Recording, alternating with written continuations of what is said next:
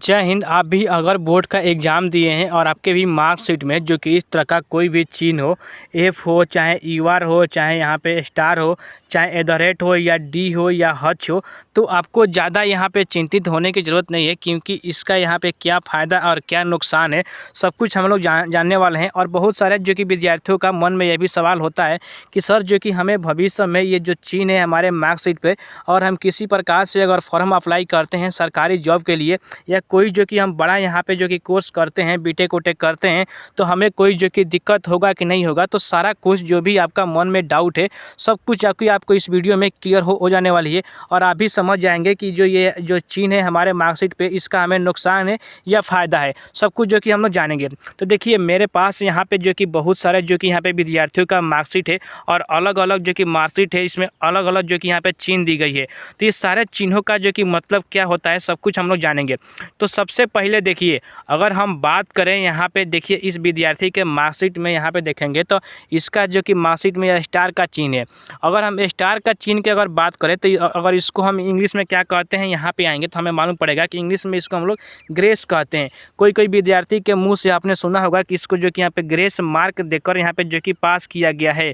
तो सच में अगर हम लोग यहाँ पे आएंगे तो देखेंगे इस विद्यार्थी का अगर हिस्ट्री में यहाँ पे 25 नंबर जो कि आ रहा था, 25 नंबर आ रहा था, और इस विद्यार्थी के यहाँ पे बोर्ड ने जो कि 5 नंबर दिया है, तो इसको टोटल जो कि यहाँ पे 30 हो गया है। मतलब जो कि 30 पे आपको जो कि यहाँ पे पासिंग जो कि मार्क्स होता है, तो पासिंग मार्क के अनुसार इसको यहाँ पे पास कर दी गई है। तो इसी को जो हम लोग यहाँ पे ग्रेस मार्क कहते हैं, जो कि स्टार का चिन्ह मतलब आपका यहाँ पे ग्रेस का मार्क हो गया।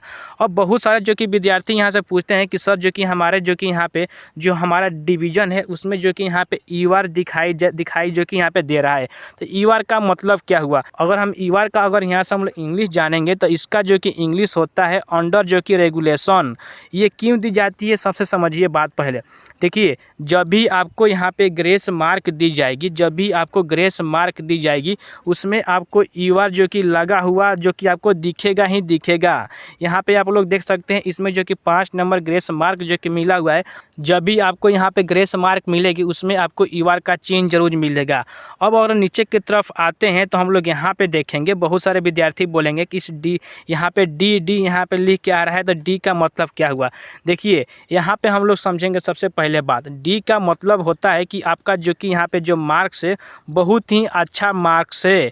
अगर हम लोग यहाँ पे देखेंगे ना इंग्लिश में इनका जो कि 45 मार्क है, तो 45 में लास्ट में जो कि डी नहीं लगाया गया है, तो डी का मतलब होता है। अगर हम लोग हिंदी में देखेंगे तो यहाँ पे 80 नंबर लाए हैं, तो 80 नंबर के पीछे आप लोग यहाँ पे डी जो कि लगा हुआ देख सकते हैं, मतलब बहुत ही जो कि अच्छी मार्क है। आपका जो मार्क है बहुत ही अच्छा मार्क है, तो डी का मतलब ये होता है।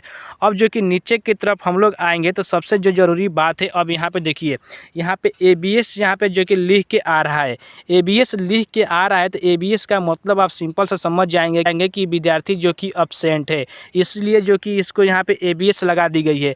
और यहाँ पे F को तो हर किसी को पता है कि F मतलब यहाँ पे फेल होता है।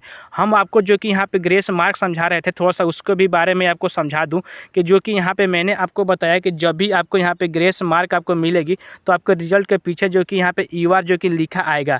इसमें देखिए कहीं भी जो कि ग्रेस मार्क जो कि नहीं लगा हुआ है, मतलब इसको ग्रेस मार्क के अनुसार नहीं पास की गई है, तो इसके जो कि यहाँ पे डिवीज़न में ईवार जो कि नहीं लगाया गया है। तो आप जो कि यहाँ पे बिल्कुल समझ गए होंगे कि ईवार जो कि स्टार और डी और एफ और ABS का मतलब क्या होता है। अब बहुत ज़रूरी बात ये समझना है कि आखिर में हच का मतलब क्या होता है, हच हमें जो कि क्यों दी जाती है, और जो यहाँ पे नीचे की तरफ आएंगे तो @ जो कि क्यों दी जाती है। ये दो चीज़ें जो कि बहुत ही आपके लिए समझना ज़रूरी है। हच का मतलब जानने के लिए सबसे पहले आपको यहाँ के इसका जो कि इंग्लिश जाना पड़ेगा।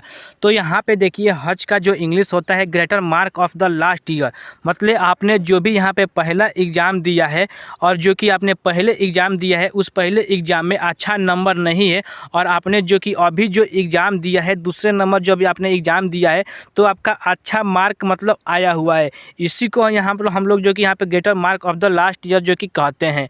तो सिंपल से आपने जो कि समझ लिया कि हमने जो कि यहाँ पे पहले कोई एग्ज़ाम दिया है उसमें जो कि हमारा नंबर अच्छा से नहीं आया है, और फिर मैंने यहाँ पे जो कि दोबारा एग्ज़ाम दिया है तो मेरा जो कि नंबर है अच्छा जो कि आ चुका है। तो इसी के जो कि पीछे जो भी यहाँ पे मार्क्स है उसी के पीछे आपको यहाँ पे हच जो कि यहाँ पे दिखाई जो कि दे रहा है, हच भी दिखाई दे रहा है और डी भी जो कि दिखाई दे रहा है। मतलब आपका जो कि नंबर है जो कि 80 से जो कि ऊपर है तो आपके लिए जो कि डी है, और आपने जो कि यहाँ पे दोबारा एग्ज़ाम दिए हैं तो उसके लिए आपका जो कि हज है। इस प्रकार से आपने जो कि हज का जो कि यहाँ पे मतलब समझा। अब यहाँ पे देखिए @ का मतलब क्या होता है ये भी समझना आपके लिए बहुत ही ज़रूरी है, क्योंकि ये भी बहुत सारे विद्यार्थियों के मार्कशीट में होता है। जैसे कि आपको मान के चलना है कि आपने जो कि इंटर का एग्ज़ाम दिया है और इंटर का एग्ज़ाम में आपका जो कि मेन सब्जेक्ट जो कि यहाँ पे क्या है, मैथ है। मेन सब्जेक्ट मैथ है और आपका जो कि एडिशनल जो सब्जेक्ट है वो आपका यहाँ पे बायोलॉजी है। अब देखिए इसमें आपको एडिशनल जो सब्जेक्ट होता है उसका फ़ायदा क्या होता है वो भी जो कि आपको समझ में आ जाएगा। का मेन क्या सब्जेक्ट है, आपका मैथ है और एडिशनल सब्जेक्ट क्या है, बायोलॉजी है। अब जब आप जो कि एग्ज़ाम देते हैं, अगर आप जो कि यहाँ पे एडिशनल सब्जेक्ट जो कि यहाँ पे बायोलॉजी में अच्छा जो कि नंबर ला लेते हैं और जो कि मैथ जो आपका मेन सब्जेक्ट है उसमें अगर आपका नंबर कम है तो आपका जो मेन सब्जेक्ट क्या हो जाएगा, बायोलॉजी हो जाएगा। मतलब जिसमें अच्छा नंबर रहेगा, जैसे एडिशनल में अगर अच्छा नंबर है आपको मेन सब्जेक्ट से तो वो आपका मेन सब्जेक्ट कर दी जाएगी। ये चीज़ें जो कि आपको एडिशनल सब्जेक्ट लेने के फ़ायदा भी होता है, जो कि आपको मैंने यहाँ पे समझाया। और जो भी विद्यार्थी के मार्कशीट में अगर @ का जो कि चिन्ह है तो आप बिल्कुल समझ जाइए कि आपको जो कि सब्जेक्ट में जो कि अदला बदला हुआ है। तो अगर आपको देखिए यहाँ पे सारा कुछ मैंने यहाँ पे समझा दिया। अब देखिए बात आती है कि आगे चल के कोई आपको दिक्कत तो नहीं होगी। तो मैं आपको 100% में कह देना चाहता हूँ कि आपको आगे चल के ऐसा कोई भी जो कि दिक्कत नहीं होगी, जिससे आपको यहाँ पे फॉर्म फिलअप करने या किसी प्रकार के जॉब लेने में आपको कोई भी जो कि दिक्कत नहीं होगी। तो आपने यहाँ पे सब कुछ समझ लिया कि आखिर में स्टार और हज, ABS और यहाँ पे सारा जो कि यहाँ पे चिन्हों का मतलब क्या होता है। और किसी प्रकार की आपको और जानकारी चाहिए तो पूछ सकते हैं। मैं फ़िलहाल एक और वीडियो जो कि लाने वाला हूँ जिसमें मैं बताऊँगा कि आपका जब वार्षिक जो एग्ज़ाम होता है उसका सर्टिफिकेट होता है और जो विद्यार्थी कंपार्टमेंटल से जो एग्ज़ाम देते हैं उसका सर्टिफिकेट में क्या जो कि अंतर होता है। तो भी वीडियो ज़रूर देखिएगा और किसी प्रकार की और आपको जानकारी चाहिए तो कमेंट में ज़रूर पूछ सकते हैं।